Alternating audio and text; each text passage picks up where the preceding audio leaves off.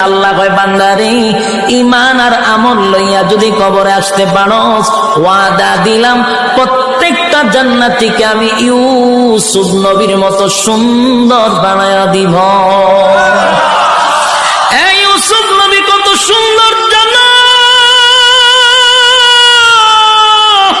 ইউসুফ নবীর দিকে তাকাইয়া মিশরের মহিলারা আঙ্গুলগুলি কেটে কেটে কেটে জমিনে ফালায়া দিছেন। আল্লাহ কয় বান্দারে ঈমান আর আমল লইয়া যদি কবরে আসতে পারোস ওয়াদা দিলাম প্রত্যেকটা জান্নাতীকে আমি ইউসুফ নবীর মতো সুন্দর বানায়া দিব। এই ইউসুফ নবী কত সুন্দর জানো?